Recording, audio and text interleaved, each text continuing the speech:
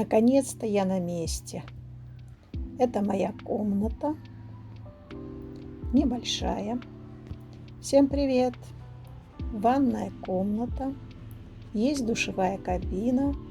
Я только-только заселилась. Кровать, есть телевизор, маленький холодильничек. И такой вид открывается с балкона.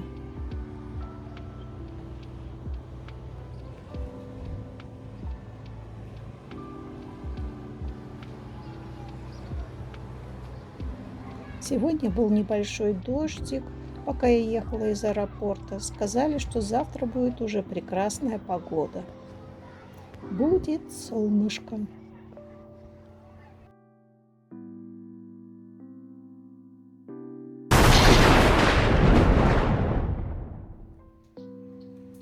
С погодой мне сказочно повезло. Уже почти вернулась с прогулки, как налетела гроза. Так сильно загрохотало. Закапал дождь, потом все сильнее и сильнее, пока не стал лить, как из ведра. Попробую выйти. Весь балкон мокрый. Дождь льет без остановки. У бассейна все разбежались. Пусто. Всю ночь бушевала страшная гроза. До сих пор еще ветер не утих, поэтому я решила, так как никто не купается, пройтись вдоль берега от Тучепи до Макарской. Тут очень хорошо все дорожки обозначены, не заблудишься. И виды, конечно, потрясающие. Я туда пойду дальше. А это горный хребет Биокова. Занимает второе место по высоте среди горных массивов Хорватии. Красота, конечно, красота. Солнышко встает над горами. Там виднеется остров Хвар. Здесь замечательный воздух, хвойный. Ну и, конечно, чтобы ходить по таким дорогам, на мне не видно. Хожу в таких походных ботинках.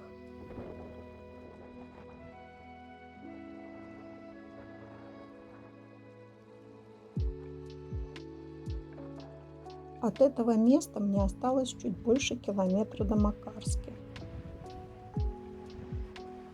В горы я пока не пойду, потому что на дорогах лужи. Буду ждать, пока подсохнет. И, конечно, когда ветер успокоится. Если так и будет дальше, поход в горы придется отложить. Тем не менее, народ вышел. Кто на утреннюю пробежку, кто на прогулку, кто прокатиться на велосипеде. Сосны кругом, воздух чистый. Меня удивило, что по обочинам растет дикий фенхель.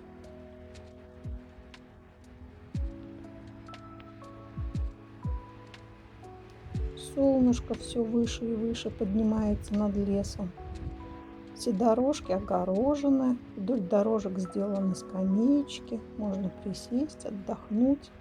И сосны, сосны, сосны, шишки для белочек. Белки тут очень интересного окраса, черные с рыжим отливом. А я шагаю дальше.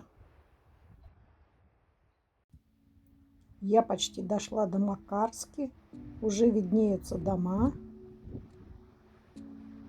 Недалеко от Тучепи есть смотровая площадка Skywalk. Она выступает над горами полукольцом, и дно у нее сделано из стекла. Туда предлагаются экскурсии, но извините, это не для меня.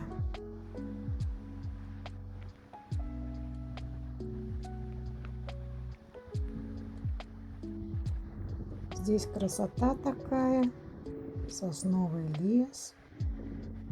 Горы преграждают потоки воздуха, и если спуститься туда вниз, ближе к морю, Там ветра почти не чувствуется.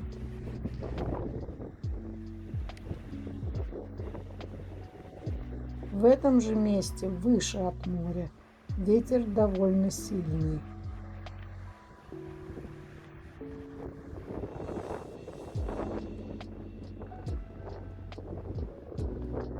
Моя цель – Макарский волнолом, в ту сторону.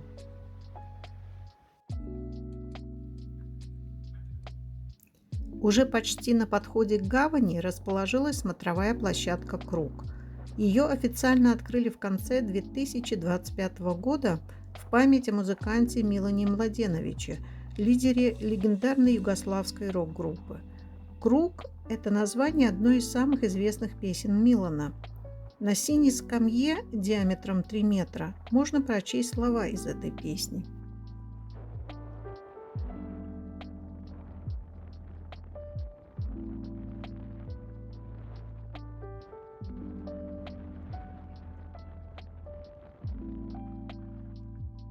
У меня была возможность остановиться в этом отеле, но здесь порт, пляжа нет практически. Зато есть старый город, церкви с историей, францисканский монастырь, в стенах которого расположился музей морских раковин.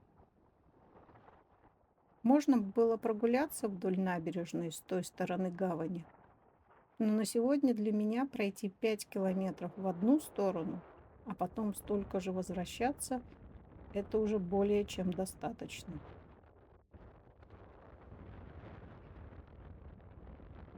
Чувствуете, какой ветер, да? Слева открывается вид на лесной парк, статую Святого Петра. Сразу за мысом виднеется остров Брач. Из Макарски туда ходят паромы.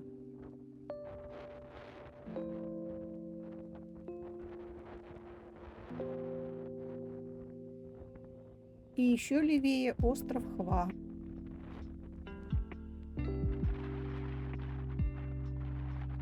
Если не хочется идти пешком, то каждый час по рабочим дням из Тучепи в Макарску ходит автобус.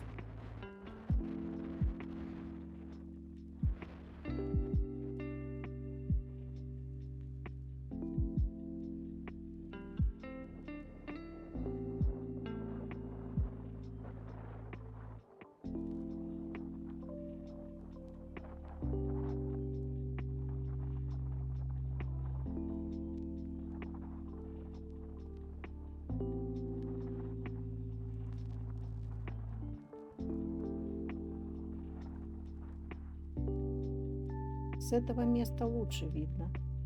Это остров Брач, а потом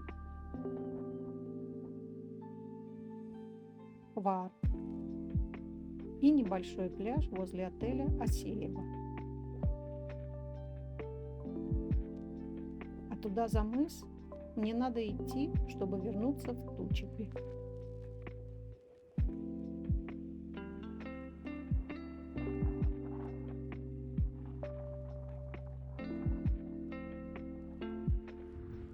Эти белые облака цветов источают невероятно сильный запах меда. Дикий фенхель. Если потерять пальцами зелень фенхеля, то почувствуется резкий сладковато-пряный запах аниса.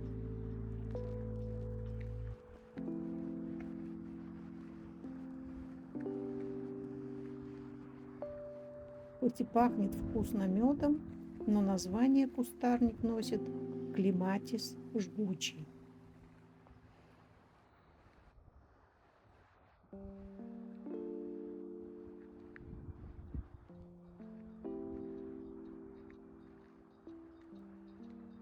Всем знакомый вьюнок. Ох, как же пахнет! Но если попадет сок от листьев или стеблей клематиса на кожу, то вызовет сильное раздражение. Ежевика цветет. В отличие от севера- или восточноевропейской, у среднеземноморской цветы разных оттенков розового.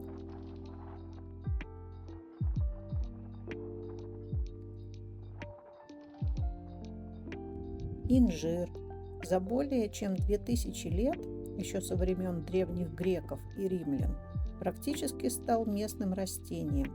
По-хорватски его называют смоква.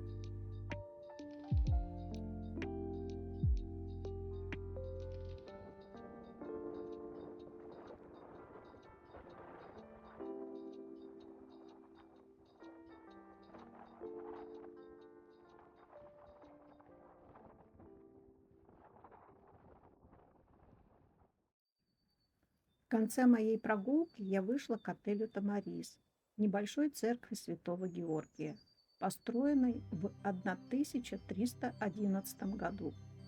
Ранее, примерно в первых-вторых веках нашей эры, на ее месте была древнеримская усадьба Вилла Рустика. Позже, примерно в V веке, на месте святилища разрушенной виллы возвели базилику. Внутри церкви все очень скромно. Справа от алтаря статуя святого Георгия Победоносца. Во второй половине дня у меня состоялась поездка по другую сторону гор Биокова, в Имотский край, на винодельню Грабовац. Винодельня берет свое начало в 1812 году, и на сегодняшний день площадь ее виноградников занимает 27 гектар. Нашей небольшой группе была предоставлена возможность продегустировать 6 вин, каждая со своей историей от сомелье, спуститься в погреб, где зрело игристое вино, попробовать домашний хлеб, местные сыры и мясные деликатесы. В хорошей компании время пролетело очень быстро.